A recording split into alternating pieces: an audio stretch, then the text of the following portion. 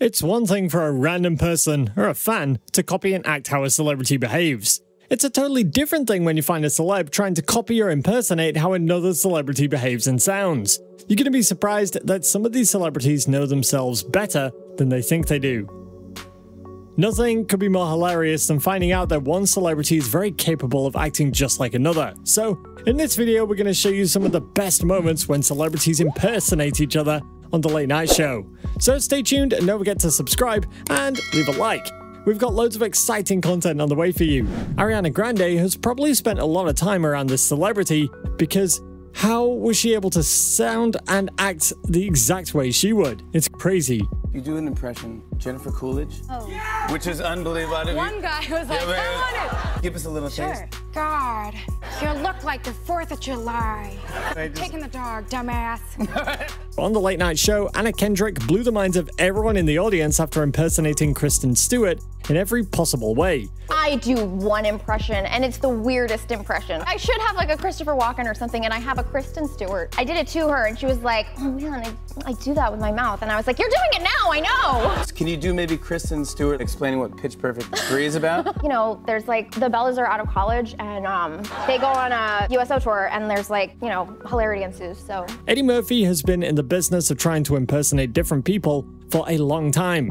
So when he was asked to sound like Tracy Morgan, it was so easy for him. Because Tracy told me he went to your house and you made him, as he said over and over again to me, Ballpark Franks. He said, I went over there, he made me Franks, Ballpark Franks. That's why I'ma always be cool with Eddie, because he made me them Franks. It felt like Christopher Walken was his idol or mentor because he acted like him so well. Bradley Cooper sure has a thing for impersonating people perfectly. You had these scenes with Christopher Walken in Wedding Crashers, and I gotta think that, as an actor, that's gotta be a dream come true. I was very intimidated by him. He's not the normal guy who's like, hey, how you doing? It's not like that. He just sort of sits there in the makeup chair and he's like, pineapple. I like to eat it. On The Late Night Show, Sarah Paulson was one hell of a guest after she acted like Drew Barrymore. She got it just right, and everyone was left speechless. Drew Barrymore. Thank you so much. Thank you. I'm so honored. I'm talking about substitute teaching. Who's the teacher? Her name is Abby Adamson. Chris Pratt is a very funny actor.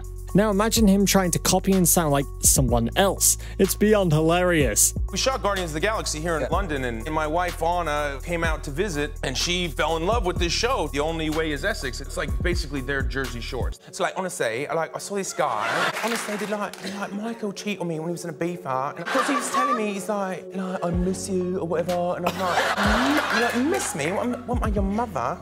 It's a totally different situation when musicians try to impersonate one another. will.i.am tried to act like Michael Jackson, and it was too funny to watch. You brought Michael Jackson and Prince together. But one time we had a show in Vegas. Michael Jackson called. Hey, what's Michael? I heard you guys are doing a show tonight. Yeah, we going at 9 o'clock. Oh, rats, I gotta put the kids to sleep. So I was like, well, I'm performing with Prince later on. Michael came to see me rock with Prince. Prince steps off the stage and plays the bass in Michael Jackson's face.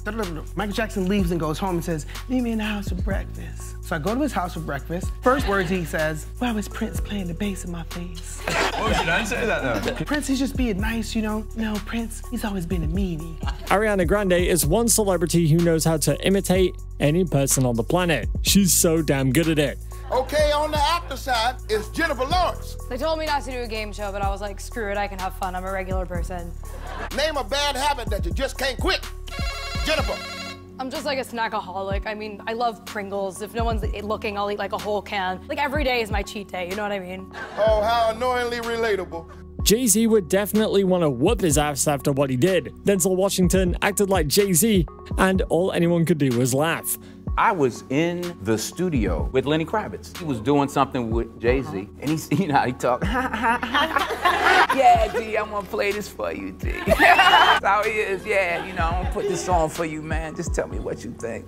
Marin Short imitated Katharine Hepburn. so well that you would think he was her male twin or even a stunt double. Some people are just made for this. You went to Broadway one night and sat next to Katharine Hepburn. It didn't go so well. No, it didn't. There's an empty seat beside me, and then suddenly I hear, "Excuse me, get out of my way, move that umbrella, you idiot." She sits right here, and I'm thinking, I'm not going to say anything. Act 1 ends, and Rosemary Harris is actress in the play. She does a dramatic diatribe and collapses on the stage. And I turn to Hepburn, forgetting it's Hepburn. I say, "Isn't she classy?" And she, because I'm talking to her like a real person, says, "She certainly is. Rosemary has an ability to be real in the moment, very much like Spencer, very much like the best people that you've ever met in your life." And as she's saying that, I'm thinking, I'm talking to Katharine Hepburn. So I say to her, "Well, Miss Hepburn, you're no slouch." She looks at me and says, "Thank you." And then she turns to the first, "Do you mind if I change seats?"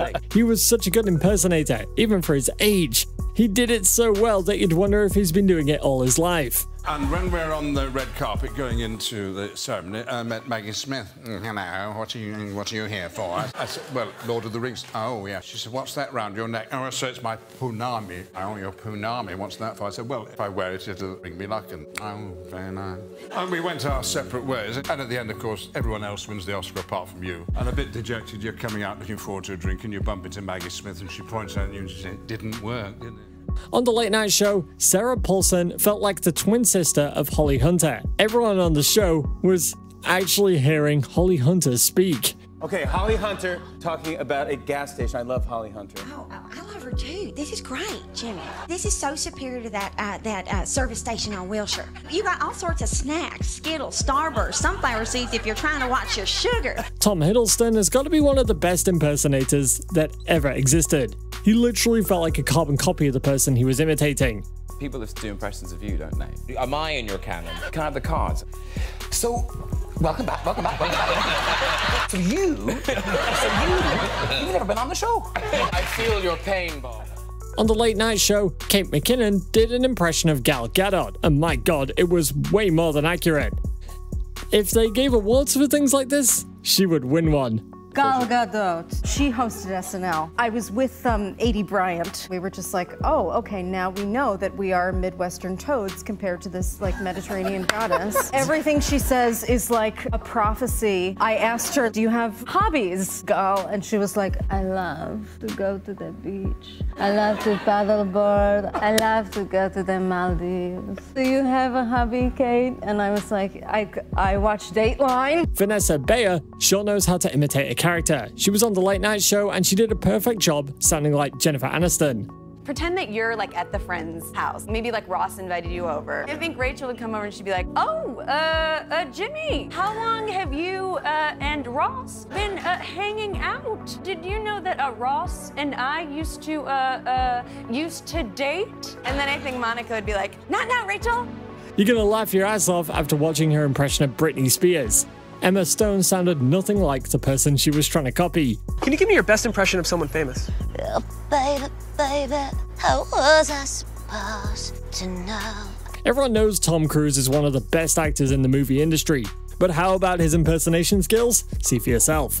I do Donald Duck. You do Donald Duck? Yeah.